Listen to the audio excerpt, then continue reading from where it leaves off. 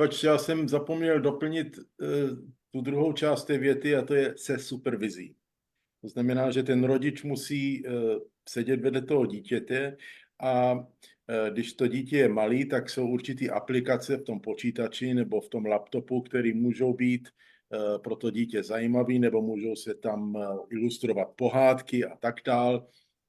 A možná, že bych tady v tom smyslu doplnil to, co řekla paní kolegyně velice správně.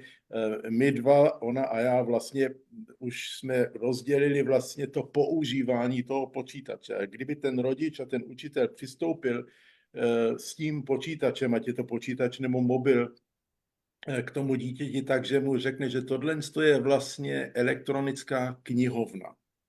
Tak to je o něčem úplně jiným, než když mu prostě dá něco a odejde z té místnosti na hodinu nebo na 2 a vrátí se a zjistí, že to 5letý dítě si vytvořilo prostě TikTokový konto. To jsou naprosto diametricky odlišný dva světy a souvisí to vlastně ani ne tak moc, jak moc to dítě se kouká do té obrazovky, ale jak moc ty rodiče se koukají na to dítě vůbec. Poněvadž uvědomme si, že to, o čem se bavíme, je jenom 25 let starý. 200 000 let před námi to tady nebylo. Možná, že současné rodiče možná to trošku zažili, když byli mladší, ale jejich rodiče určitě ne a jejich rodiče 100% ne. Takže všechno tohle je vlastně něco nad, je to něco navíc a teď jsme vlastně se dostali do situace, kde máme ten dvousečný meč, jenže absolutní většina našich dětí se tím mečem pořezává. A ne, že ho používají, aby správně se dostali k těm správným informacím a k těm správným způsobům přemýšlení a vývoji. Anna, ty teda pôsobíš na škole, kde tie mobily nejakým spôsobom riešite, regulujete a tak ďalej, ale ešte predtým, ako sa dostaneme k tým praktickým veciam, keď ty so svojimi kolegami a kolegyňami riešite veci ohľadne digitálnych technológií, aké ty dávaš odporúčania učiteľom, že také tie úplne základné nejaké veci, ktorých by sa mal každý učiteľ na vašej škole držať? Z hľadiska práce s technológiami? Áno. My to máme spoločne stanovené, ale akým spôsobom to spoločne robíme, lebo žiadne usmernenia v rámci mobilov nikdy nemôžu vychádzať od jedného človeka, vôbec nie už odo mňa, že to je naša spoločná práca, aby deti sa v tom vzdelávali a žili pre nich zmysluplne a keď tam urobia chybu, aby sme to riešili. Takže naše spoločné dohoda je v tom, že využívame mobilné technológie na činnosť riadenú alebo činnosť pod supervíziou už s tým pedagógom, s tým, že s deti o tom vždy sú informované, čo robia, ako robia, aké sú rizika. Keď zistíme, že sme to niečo nezasiahli, alebo deti sú vynachádzové tvory a človek vynachádzavý tvor budú stále si vyrábať vlastné cestičky, kedy niečo z toho urobia inak alebo porušia, tak s nimi o tom hovoríme a náš cieľ, my jediné odporúčanie máme, že naozaj buďme poctiví k svojim chybám a k chybám detí a poučme sa z nich a pracujeme s ním, že netrestajme len kvôli trestu, ale pracujeme s tým, že prečo je toto v neporiadku, že sa stalo, dohodníme sa, ako s tým ideme ďalej a dohodníme sa s deťmi tak, aby nám porozumeli, že aby sme tu neboli naháňači, ktorým niečo zakazujú, ale vždy sa s nimi rozprávame, prečo to tak robíme a otvárame im vždy na začiatku roka, keď si prechádzame celé naše pravidlá a ich práva, ako pracujeme, tak vždy otvárame po každej veci, že je to pre vás zrozumiteľné, chcete k tomu položiť otázku a rozprávame sa s nimi, pretože pravidlo musí byť porozumené, aby im niečo dávalo a aby bolo menej obchádzané. Každé pravidla budú obchádzať niektoré, ale ide nám o to porozumenie. Takže len toto chyba a pracovať s chybou a porozumenie si. Super, ďakujem. Martin, ty si už naznačil, že mobilné telefóny, ale možno aj nejaké iné platformy, je tam súvis s nárastom depresie alebo úzkosti.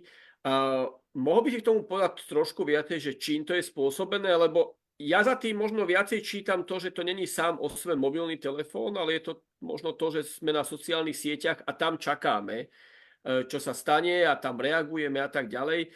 Čiže keď ty povieš náraz depresia, úzkosti a mobilné telefóny, čo ty máš na mysli? Náraz úzkosti a deprese podle všech studií přímo souvisí s počtem ani ne hodin, ale i minut, co dítě stráví s mobilním telefonem. To je to tím, že dítě nebo dorostenec používá ten mobilní telefon v 99% případů, 100% času na sociální sítě nebo na videohry. Když tohle ten fakt dáme stranou, to samozřejmě není reálný svět a ta úzkost a ta deprese, abych to skutečně zkrátil, jednoduše vzniká na základě toho, že ten člověk pak narazí na jakýkoliv problém nebo na myšlenku a nemůže najít řešení, poněvadž neví, jak oslovit někoho jiného a za druhý nemůže to delítovat. V sociálním světě, když tě někdo urazí, tak ho prostě můžeš vymazat, anebo můžeš přepnout na něco jiného, ale lidský život je takovej, že nemůžeme delítovat pocity, nemůžeme delítovat nepříjemné zkušenosti a hlavně nemůžeme delítovat problémy. A to je proč podle Národního ústavu duševního zdraví teď 40% mládeže do 18 let trpí, citují, vážnou anebo středně vážnou úzkostí a depresí, která vyžaduje profesionální léčbu. Souvisí to přímo s nárůstem počtem času, co tyto děti stráví před obrazovkou. Ďakujem. Ja sa vrátim k otázkam, ktoré nám pribúdajú a tu sa diváčka jedna teda dotýka témy, ktorú sme tu otvorili a poďme teda trošku do nej hlbšie a to je čítanie textu z papiera a čítanie textu z obrazovky. Diváčka nám vlastne píše, že si dovolí nesúhlasiť, deti majú rôzne formy učenia sa, nie všetky sú schopné učiť sa len z písaného textu. Nemám vlastnú štúdiu ani výskum, no osobne poznám študentov, ktorí krásne napredovali napríklad vďaka aplikácii Duolingo, čo je aplikácia na učenie sa jazykov. Takže Martin, najprv teba poprosím, že možno taký ten úvod z hľadiska neurológie, že prečo ty tvrdíš, že čítanie a učenie sa z papiera je efektívnejšie ako učenie sa z obrazovky a potom skúsme... Ano. Já tady děkuji za tohle a zase omlouvám se za svoji přímočarost, ale paní nemá pravdu. Každý má pravdu a má možnost na svůj názor a paní má právo na názor, ale nemá právo na vlastní fakta. A ty fakta jsou jenom jedny. A ty fakta jsou jednoznačný. Samozřejmě může existovat mimořádně talentované dítě, který to umí jenom jedním směrem, ale když se podíváme na různé studie, ve kterých je 5 nebo 10 nebo 50 tisíc dětí, tak ty bez jedné jediné výjimky dokazují, že čtení z papíru je mnohonásobně lepší než čtení z obrazovky. A má to 4 neurologické důvody. Za prvé, mozek si pamatuje věci jako vizuální vzory, které jsou uložené na určité části stránky. A když se podíváme na tu stránku, tak je víceméně konkrétní kus papíru, který svým způsobem je zarámovaný prázdným prostorem. Takže ten mozek si to vytáhne z té části té stránky. Počítač stránky nemá. Na počítači se většinou scrolluje, anebo když se scrolluje z jedné stránky do druhé, tak je tam úplně jiný fyzický pohyb, což je číslo 2. Evolučně ten fyzický pohyb a to držení toho papíru vlastně rekrutuje víc částí, který bod číslo 3 souvisí s tím, že to držíme v jedné ruce a v druhé ruce. Většinou to držíme aspoň v pravé ruce a to jde do levé části mozku, kde je centrum řeči a kde jsou určitý centra paměti. To je proč bod číslo 4 vidíme třeba u malých dětí, když se učí číst a psát a počítat, tak když se učí číst, tak jim jede i pusa. Oni vlastně replikují to, co čtou. A když se učí počítat, tak dělají tohle. To znamená, že používají i jiné části těla, aby se jim posílila ta paměť. To jsou ty 4 důvody, proč čtení z papíru je vždycky lepší než čtení z obrazovky, co se týče založení do paměti. Ja ešte by som doplnila pána profesora a výskumy o tom takisto sú, že spôsob, čítanie, ktoré máme z obrazovky, je rýchlejšie, povrchnejšie, sú presné výskumy, že sa zameriavame len na niektoré časti vety, len na niektoré časti obrazovky a oveľa rýchlejšie prejdeme text, ako keď ho prechádzame z papierovej formy, že to si vie aj dospelý človek na sebe zbadať, keď si to aj zrovná, keby si to pani chcela zrovnať, a zároveň toto, čo pán profesor hovorí, je úplne zreteľne, platí to pre všetky deti, ja s tým súhlasím, a zreteľne je to vidieť na deťoch s poruchami učenia, s ktorými ja pracujem, pre ktorých je veľmi ťažké sa naučiť pracovať s tým čítaním tak, aby to bolo pre nich efektívne, ale je to možné. A je obrovský rozdiel, keď to dieťa číta z papieru, keď mu to vytlačím, to, čo som s ním vyhľadal, ako keď si to prečíta z obrazovky. Že u takéhoto dieťaťa to zbadá aj laik, je obyčajným overením, že to naozaj funguje. Ten papier má svoj dôvod. No, ja z tohto, čo tu divačka nám píše, ja zase trochu asi, tá otázka neviem, či bola úplne správne položená, lebo porovnáva Duolingo, čo je vlastne interaktívna aplikácia, ktorá učí človeka nový jazyk. Je asi niečo iné ako teda, že čítanie či z papiera alebo nie. Takže poviem, sú tu dve také rozdielne sformulované veci. Ale poďme teda na to, že Aňa, ty keby si mala svojim žiakom odporúčiť, že či používať Duolingo, a položím to teraz takto úplne na rovinu, možno to trochu zvulgarizujem, že či by dieťa malo sa učiť alebo môže používať Duolingo na učenie sa jazyka, čo by si ty ako školská psychologička na to povedala? Je to vec, ktorú by učiteľ, rodič mal podporiť, alebo skôr nie a bavíme sa o tom, že radšej od tohto ruky preč? Duolingo nie je zlá aplikácia, čo sa týka nejakých záujmov aj detí, aj dospelých, ak o to stoja ako doplnenie svojich iných činností v jazyku, ale jazyk sa jednoznačne všetci máme učiť v komunikácii a deti duplom, pretože majú oveľa plastickejší mozog a vtedy sa práve vytvárajú tie spoje a je škoda ich vytvárať cez obrazovku, aj keď je urobená slušne a interaktívne, ako keď mám ten jazyk sa učiť v škole od živého učiteľa na živej konverzácie, čítaním, písaním. Naše deti v našej škole, my sme zameraní na jazyky viacej, akože naozaj vedia výborne po anglicky, ale nie je to z Duolinga, ale z toho, že trávia svoj čas, celé vzdelávanie 4 hodiny týždenne s 2 anglickými učiteľkami, nie Duolingom. Ale keď si niekto chce pridať, že chcem si vyskúšať taliančinu ako záľubu, je to veľmi pekný tréning mozgu u dospelých. U detí si myslím, že ak má kvalitné vyučovanie v škole a kvalitne zadávané prácu na doma, tak Duolingo robí oveľa menej efektívne využije to dieťa ten čas, ako keď má dobrou výučbu. Keď má slabšiu, to už je zase ďalšia vec. Jo, já bych jestli směl jenom podpořit to, co tady bylo řečeno. Můžu, Juraj?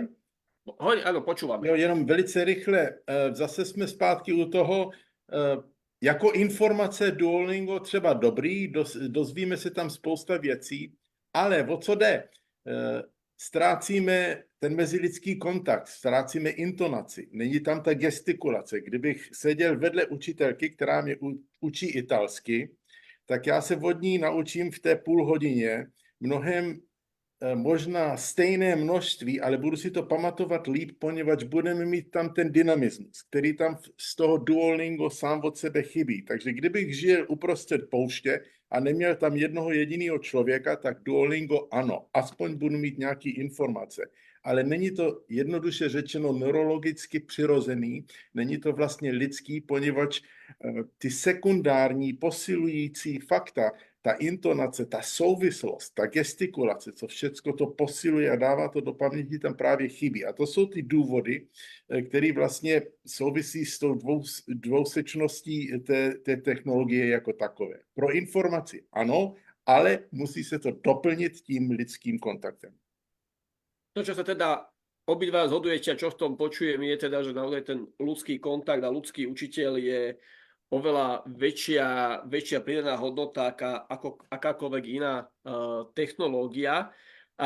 Ja ešte jednu poslednú otázku k tým papierovým textom a knihám a k digitálnym technológiám, a to je, Martin, asi otázka hlavne na teba. Aj u dospelých sú čoraz viac populárnejšie e-knihy, ktoré sa nečítajú už z tabletov, ale z čítačiek. Mnohí si to veľmi chvália, môžu to zobrať kdekoľvek, majú to dostupné, čítajú si to tam.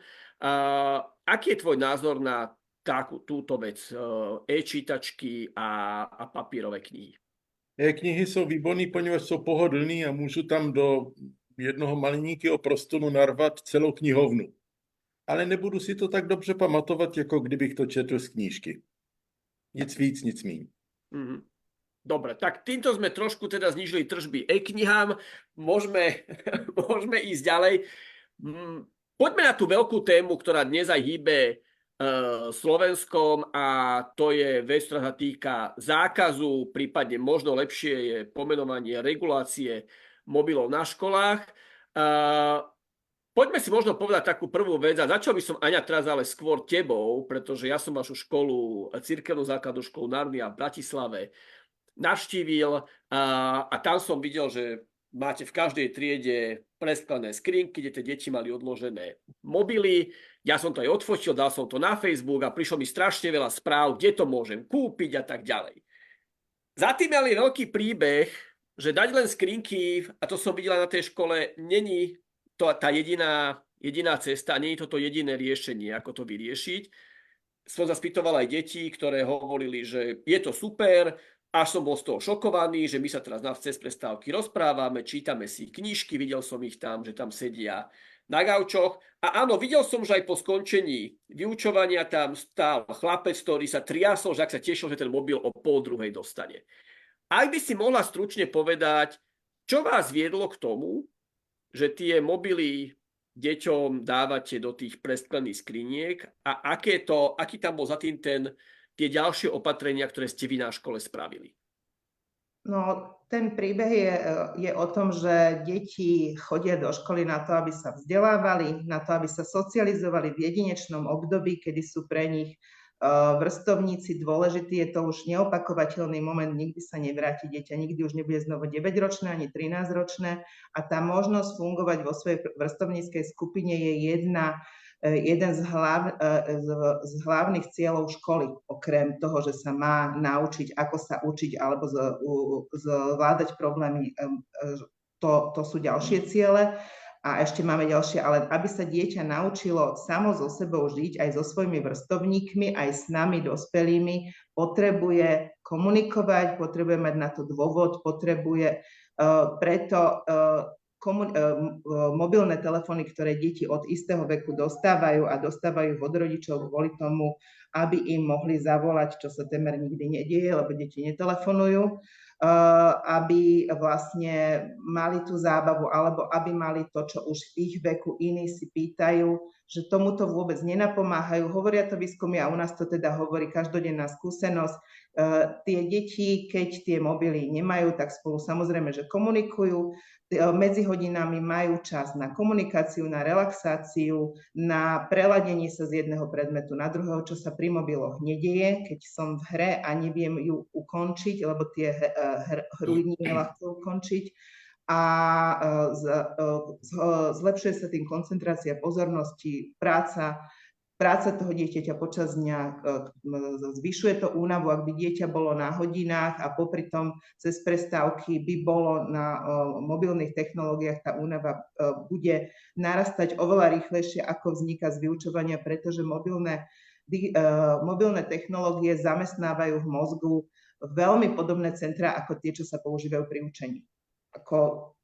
A okrem toho ich zasycujú ešte oveľa viacej, lebo tá hra, tá 2D hra, to dieťa úplne, tá plocha obrazovka to dieťa úplne vtiahne ho oveľa viacej ako to, čo tam mal spolu vnímať s ostatnými spolužiakmi, takže nie je to v prospech detí, aby ich mali, o tomto s nimi aj hovoríme, takže socializácia, koncentrácia pozornosti, pracovná krivka počas dňa, zažiť si to, že sa mám sám zamestnať, že toto je strašne dôležitý dôvod, o ktorom aj s deťmi hovoríme, keď už sú väčší. každý z nás sa potrebujeme naučiť a potrebujeme sa to naučiť v detstve. Dospelý človek sa to neučí. Že je na mne, čo budem robiť a naučím sa to len z toho, že niekedy nerobím nič, niekedy som v rozpakoch, niekedy sa nudím, niekedy sa musím odvážiť, pridať k ostatným a tá mobilná technológia ma od tohto odstrihne. Takže to sú podľa mňa aj hlavné dôvody, prečo sme k tomuto pristúpili. A samozrejme, ešte vrátim sa k mojej práci, keď tie deti tie mobilné technológie majú u seba, tak vzniká počas vyučovania oveľa viac prípadov toho, že si cez mobilné technológie ublížia, pretože komunikácia, ktorú používame nielen deti, ale my všetci dospelí na sociálnych sieťach, je oploštená od toho, že sa vidíme, od toho, že máme gesta, že počujeme tón hlasu, je skrátená, emotikony skresľujú, je rýchla, tak ako povedal pán profesor, môžem niečo postnúť a vypnúť to, môžem sa, miesto toho, aby som sa s kamarátom dohodol, bavil sa s ním o nejakom nedorozumení, alebo sa s ním aj teda nepríjemne konfrontoval, hoci ako na školskom dvore, ak zverejním jeho fotku, je to oveľa viac devastujúce pre môj sociálny vývin, ako keď si s ním ten konflikt alebo tú situáciu odkomunikujem. Takže máme na to dôvodov dosť. Deti im aj postupne rozumejú a rovnako sme radi, že tomu rozumejú rodičia. Ja sa k tomuto za chvíľku dostanem. Martin, ale otázka na teba. My sa poznáme dlhšie, ja viem, aký je tvoj názor na mobily na školách a v celku to tu rezonuje aj na Slovensko, všetky tvoje vyjadrenia. Viem, že náš detský ombudsman je s tebou v kontakte a teda ty hovoríš o tom, že zákaz mobilov na školách je dobrá vec. Chcem sa ťa ale spýtať, zákaz mobilov na školách je jedna cesta, čo by ale školy mali preto ešte okrem toho spraviť? Hej, že, lebo zakázať mobily reálne je vec, ktorá sa veľmi rýchlo môže spraviť. Na druhej strane tie deti tie mobily po obede budú mať, takže keby si ty mal odporučiť školám a prijala by sa teraz regulácia mobilov na školách, čo by to malo komplexne obnášať? Já to vezmu o krok dál. Já tomu dám širší perspektivu. Tady to začíná, jak paní kolegyně začala nádherně vytyčovat vlastně všechny ty jednotlivé body, který svědčí o negativním impaktu. Děti do 18 let by neměly být mobilní telefony vůbec. Tečka, konec. Nikdy. Nikde. Proč? Poněvadž víme, že nepřináší nic dobrýho a víme, že aktivně škodí. A víme, že to dělají tak, že zvyšují závislost na nosič neurochemický, který se jmenuje dopamin. Mobilní telefony a mobilní technologie je droga, která je vytvořena nadnárodními firmami, aby vydělali na našem soukromí a na tom, že tam jsme. Právě proto se začínají vyspělé společnosti teď soudit nejenom s těmi firmami, ale v určitým případě i s těmi rodičemi. Když nedovolíme dítěti koupit láhev vodky anebo karton cigaret, proč pro boha máme dát dítěti do ruky něco, co aktivně škodí jeho mozek a jeho vývoj, aniž by rodiče u toho nebyli? Já osobně nemám vůbec žádný problém dát svému 15-letovému synovi skleničku vína na jeho narozeniny, poněvadž je u mě a doma. Ale já mu pro boha nedám láhev vína, aby s ní šel na chodník a bavil se a podělil se z toho láhví se svými kamarády. Mezi tímhle s tím a mobilním telefonem, dámy a pánové, co se týče lidského mozku u dětí, není žádný rozdíl. To je jeden bod. Jestli si myslí rodiči, že zvyšují bezpečnost nebo že to dítě ten mobilní telefon potřebuje mít, za prvé, studie dokazují, že když dítě má mobilní telefon, má 700% větší možnost, že dostane se do fatální nehody. Proč? Poněvadž čumí do mobilu a ne na chodník a ne kolem sebe. Takže rodiče, jestli si myslíte, že vaše dítě je bezpečnější s tím mobilem, pravý opak platí. Pak se dostáváme k tomu nejdůležitějšímu, a to tady už bylo řečeno 2krát nebo 3krát. Proč má škola pro boha přebírat roli rodičů, kteří mají tyto věci učit a vysvětlovat dětem? Všimněme si, že všechno, co paní kolegyně řekla, vlastně řekla, jako kdyby mluvila matka o vlastním dítěti.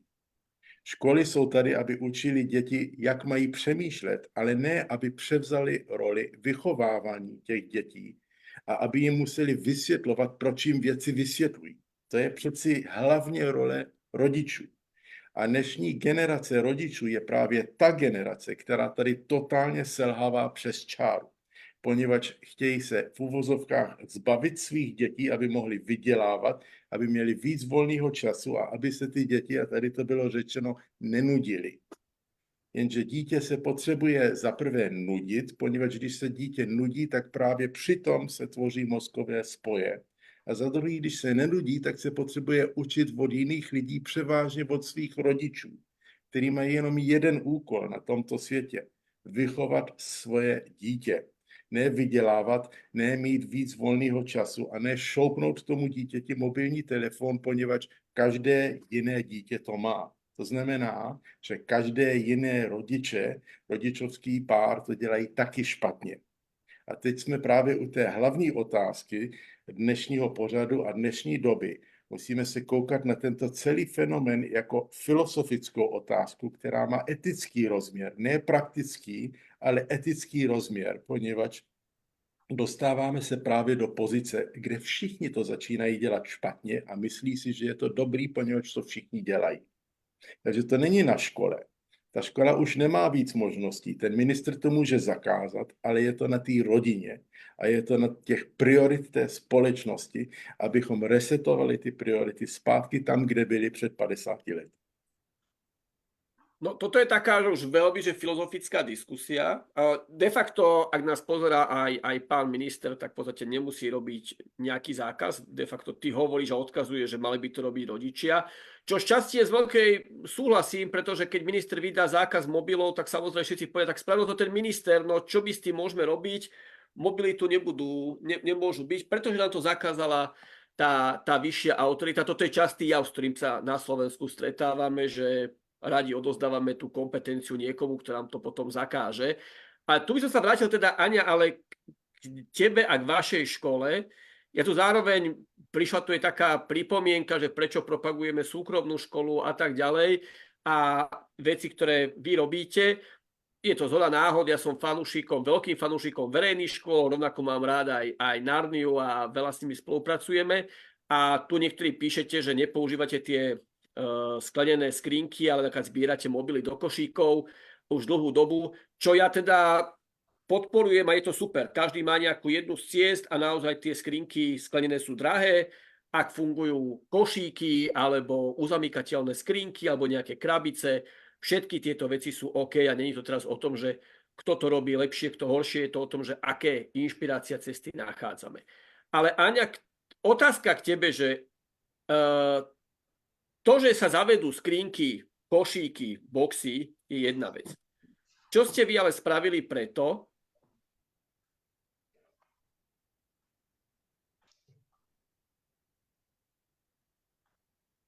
No. Juraj nám dal informáciu, že keď zamrzne, že to máme viesť sami. Nebolo ťa počuť. A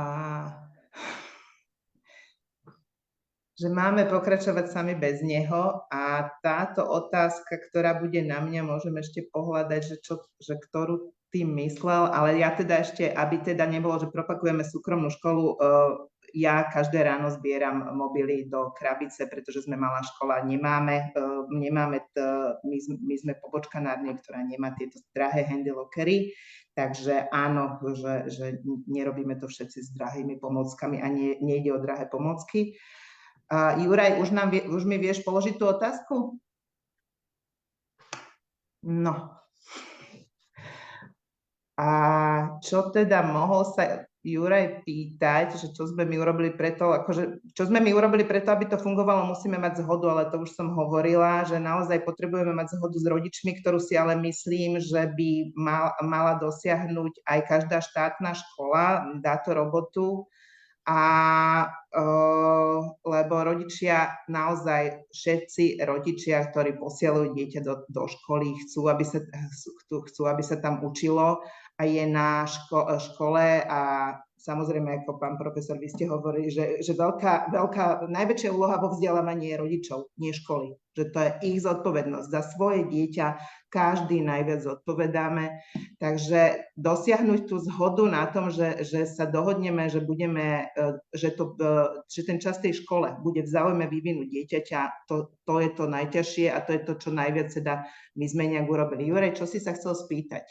No, takže ja som sa prepol na iný signál, tak snáď to bude lepšie. Zostručním to, keď ste zavádzali tie handy lockery alebo čokoľvek by to bolo, krabice, košíky a tak ďalej, čo iné ste ale spravili, aby tie deti na škole využívali sa ten čas rozumne a neboli teda na mobiloch? Mobily sú zavreté, robili ste nejaké iné opatrenia, alebo stačilo deťom zobrať mobily a zrazu všetko fungovalo, deti sa rozprávali, čítali si a boli šťastné?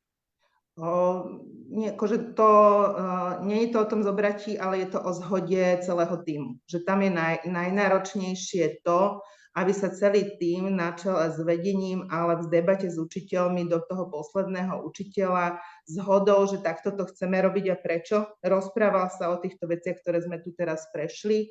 Rozprával sa o veciach, ktoré neboli pre dobro vzdelávania, ktoré sa stali, lebo tie sa stávajú na každej škole a časť tých vecí naozaj tým, že ten mobil posunieme, že na začiatku vyučovania dieťa sa s ním rozlúči a získava ho až na konci. Naozaj časť problémov sa zmenila a naozaj učiteľ má úplne iné možnosti pracovať s dieťaťom alebo podporovať dieťa, aby sa socializovalo, aby sa kamarátilo, aby vedelo komunikovať, keď tam ten mobil má a keď tam ten mobil nemá.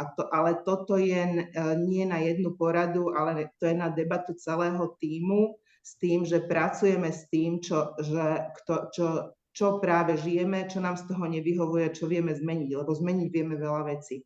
A keď sa dosiahne tá zhoda postupná, samozrejme, že to nie je zo dňa na deň a si vyskúšame aj to, že tie mobily tie deti vlastne dostali, aby od nich bol pokoj a niekedy to bolo v poriadku podľa niekoho, niekedy to nebolo a prechádzame si tieto veci a tieto udalosti, kam nás posunuli, tak takto sa dopracováva škola k tomu, aby tie mobily zdravo pre tie deti regulovala. A samozrejme, že do tej debaty patria aj rodičia a do tej debaty patria aj rodičia aj vždy, keď sa niečo stane, lebo tie mobily teda, samozrejme, že tie deti to porušia a keď sa niečo stane, tak naozaj aj rodičia sa aj v pozitívnom aj negatívnom pýtajú, čo sme urobili, prečo sme zoberali a aj z každého tábora prichádzajú otázky a je zase na nás, aby sme sa nehádali, ale aby sme si na každej tejto debate prichádzali s tým, že sme tu v záujme dieťaťa a nie, že väčší. To je väčší. Ďakujem. Máme tu ešte otázky. Ja by som teda skúsil aspoň časť z nich zodpovedať. Martin, toto je otázka na teba. My sme sa tu rozprávali o tých digitálnych hrách, o sociálnych sieťach a o dopamíne, ktorý vďaka tomu vzniká.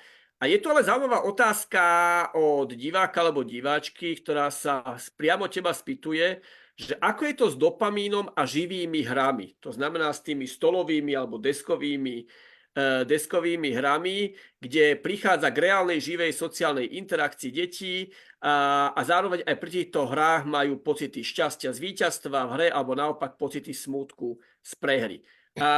Staviaš to na rovnakú úroveň, alebo je to niečo úplne iné, alebo čo o tom hovoria výskumy a vplyvu na mozog, čo sa týka teraz takýchto hier? Tam je to jednoduchý. Je to úplně stejný, co se týče pocitu, příjemných pocitů, nebo slasti, nebo radosti.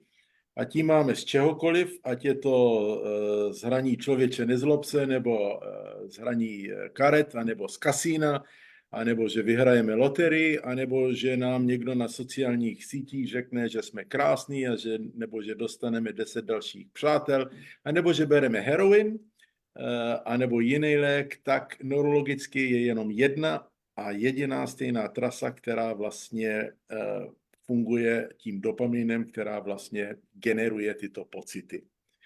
Otázkou ale je, jestli ta trasa se dá regulovat a jakým způsobem a do jaké míry je návyková. Pochopitelně, když bereme heroin, tak ten dopamin roste nejvíc. Ale když hrajeme tu stolní hru, tak taky samozřejmě jde nahoru, máme z toho příjemný pocit, ale jsou tam určitý regulační mechanismy, že dřív nebo později ta stolní hra skončí, zabalí se, dá se někam do šuplete a jdeme spát. Jenže ty sociální sítě jsou takový, že většinou se na ně koukají ty děti přes ten mobilní telefon a ten se samozřejmě dá držet v ruce pořád. Takže nemalý počet dětí, hlavně mladé holky, chodí doslova po ulici a pořád textují, nebo prostě mají ten telefon s sebou. A nebo vezmou si ho do ložnice, vypne se světlo, jdou s ním spát pod prostěradlem a pořád dostávají neustále průměrně 9 hodin denně u adolescentů, 7 hodin denně u těch mladších, neustálou malou stimulaci toho dopaminu, prakticky hodiny denně. A to je právě to nejnebezpečnější na tom, že se vytvořil určitý instrument, určitý mechanismus, který je prostě přenosný a který tě neustále permanentně dávkuje s tím dopaminem. A to je proč ty děti, který ty mobilní telefony nesmí mít ve škole, aspoň co se týče přednášky, po té přednášce, jak tady bylo krásně řečeno, už se třesou, že letí ven a otevřou si ten box, pokud můžou, a hned se tam podívají na to, poněvadž hledají svoji další dávku dopaminu. Nekomunikují mezi sebou, neprobírají věci, neperou se, poněvadž to prostě nedává tolik dopaminu. Takže takhle funguje prostě ten dopamin. Je všude kolem nás, dá se říci, ale je to otázka způsobu a míry dávkování.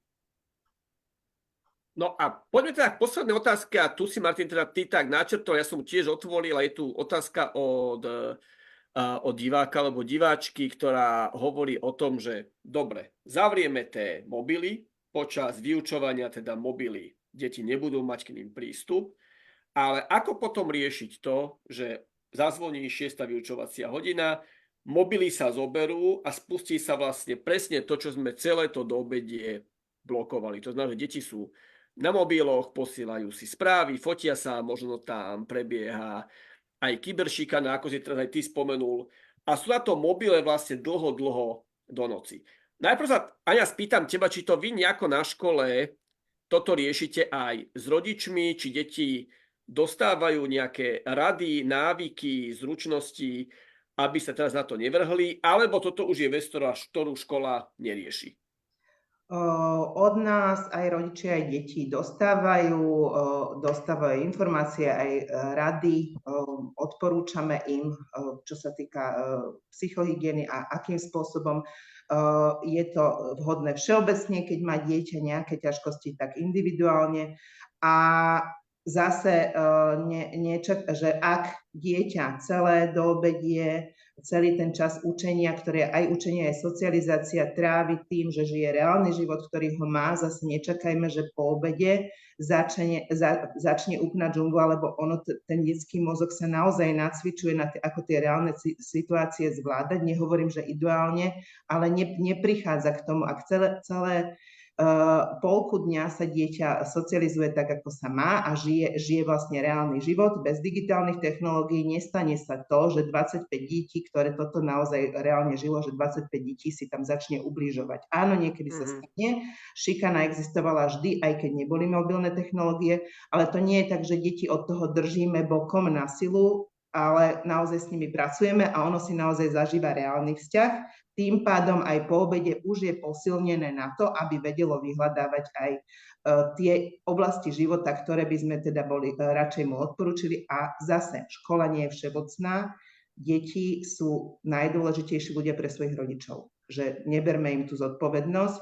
A ak sa niečo náročné stane medzi deťmi a škola pracuje so vzťahmi tak, ako káže školský zákon, lebo škola má vychovávať a vzdelávať, tam je aj výchova. A medzi deťmi, keď sa niečo stane, tak škola to tiež rieši, lebo sa to odrazí na tých vzťahoch. Ak sa niečo závažné stane po obede a je to závažné, tak sa to skôr či neskôr ukáže a škola to tiež má možnosť riešiť, aj to má riešiť. Ale naozaj neberme rodičom to, čo je ich, toto je ich zodpovednosť. Martin, posledná otázka na teba. Ty si teraz aj prirovnal tie mobilné telefóny k drogám, k alkoholu, k heroínu a tak ďalej. Je tu otázka od diváčky, teda, že čo s tým, keď je dieťa už na tom mobile závislé? Aké by si mal ty odporúčania, ako to riešiť? To je asi ta nejdůležitější otázka. Často vždycky po tom, co o tom přednáším, vždycky zvedne ruku nějaká sympatická matka a řekne, já mám 15letou dceru, ta prostě je na tom pořád, já vím, že máte pravdu, co s tím mám dělat. A já na to odpovím, kdo je rodič toho dítěte? Je to prostě jednoduchý. Rodiče si musí uvědomit, že je to na nich, aby vychovali své dítě tak, jak to dítě by mělo být vychováno, ne tak, jak může být vychováno. A tím to vlastně začíná. Samozřejmě ta škola může strašně moc pomoci, ale dnešní školy jsou dané do velice špatné pozice, protože všechno to vlastně začíná u nich a spadá to vlastně na ně, poněvadž zatím ještě, naštěstí u vás se to mění, jako ve 45 dalších zemích, že naštěstí ten zákaz se zhora vlastně, nebo to doporučení se zhora to omezit vlastně konečně přijde z toho ministerstva. Musím se přiznat, že lékaři tady taky strašně selhávají. Neznám vůbec žádného pediatra, který se zeptá rodičů, kolik hodin stráví jejich dítě před obrazovkou. Než my jako doktoři se vás ptáme, kolik kouříte, kolik pijete, jaký máte životní styl, co vás může ohrozit, proč pro boha se dětští lékaři neptají automaticky a neupřednostňují ten faktor, který v dnešní společnosti nejvíc ničí dětský mozky. Takže tady chybí obrovský vakuum těch podporujících tlaků na tu rodinu, aktivně i pasivně, kde ty rodiče si sami začnou uvědomovat, že něco prostě tady není v pořádku. A právě tento impetus z těch jiných stran tady chybí. A pak paní kolegyně a paní učitelka v té škole jsou ty vlastně, kteří doplatí na tento současný stav a vlastně jednají jako psychologové a jako rodiči, jako učitelé a tak dále. Takže odpověď na tu otázku zní, aby maminka nebo aby posluchač si uvědomil, že to dítě skutečně je tabula rasa, to dítě s vysvětlením přijme skutečné vysvětlení a rady od těch rodičů, poněvadž si jich přeci jenom váží. Ten rodič je vlastně vzorem. Nemáme se bát svých dětí. To znamená, že máme se jim věnovat, ale taky nemáme se bát jim něco vzít, hlavně pokud jim tato věc škodí.